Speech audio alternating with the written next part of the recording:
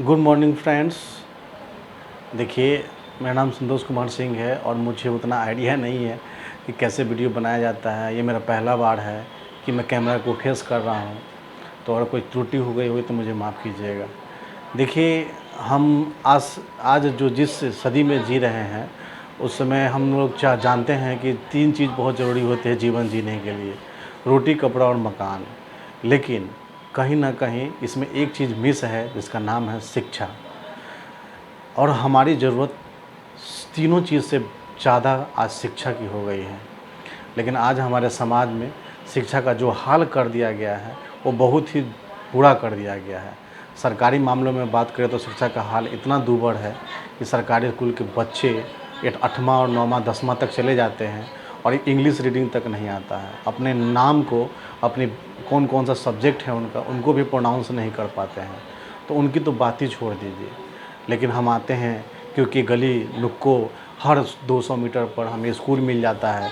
छोटा-मोटा स्कूल तो हमें बहुत सारा मिल जाता है और हर स्कूल ये दावा करता है कि हम अपने बच्चों को अच्छी शिक्षा देते हैं, अच्छी शिक्षा देते हैं। जब हम लोग इतनी अच्छी शिक्षा स्कूल में पा लेते हैं, तो फिर क्यों हम लोग 1200, 1500, 2000, 3000 का ट्यूटर घर में रख कर के पढ़वाते हैं बच्चों को? एक सवाल है, पूछिए अपने स्कूल के प्रिंसिपल से, अपने डायरेक्टर से।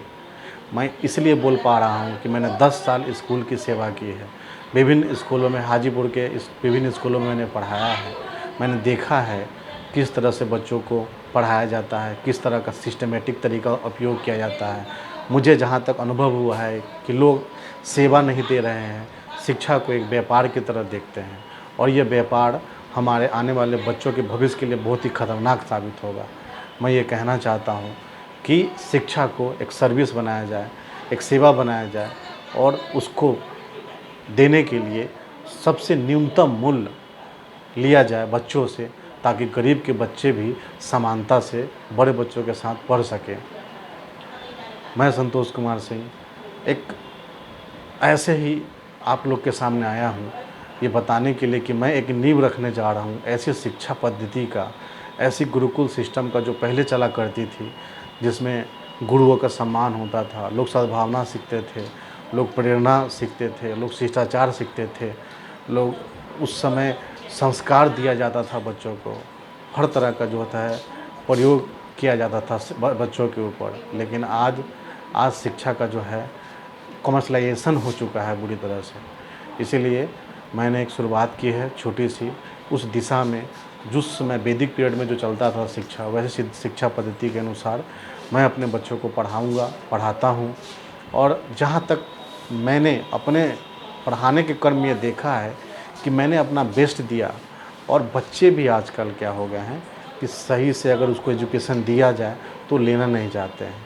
हम ये चाहते हैं कि आज हम एजुकेशन नहीं लेंगे तो कल हम किसी के सामने हाथ फैला के खड़े होंगे या फिर ऐसे काम करने को मजबूर होंगे जो काम हमारे लायक नहीं है।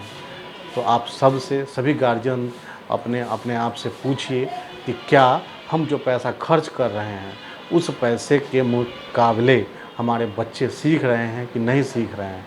अगर नहीं सीख रहे हैं तो स्कूल को सवाल कीजिए, नहीं सीख रहे हैं तो होम ट्यूशन हो रहा है उससे सवाल कीजिए और अपने बच्चों की प्रोग्रेस खुद देखिए और खुद उनके भविष्य को संवारने के लिए तत्पर हो जाइए, तैयार हो जाइए।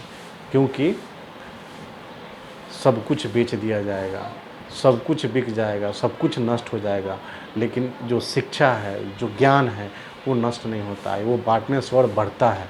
मैं इतना ही कहूँगा एक छोटे से वीडियो में।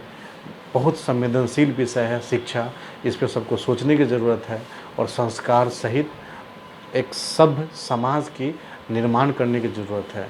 और अब्दुल कलाम ने कहा था कि अगर हमारे शिक्षा व्यवस्था में परिवर्तन होना ज़रूरी है, क्योंकि हमारी शिक्षा व्यवस्था ऐसी है कि हम सिर्फ नौकरी करने के लिए शिक्षा व्यवस्था बनाई गई है, जो मैकाले ने शुरू की थी।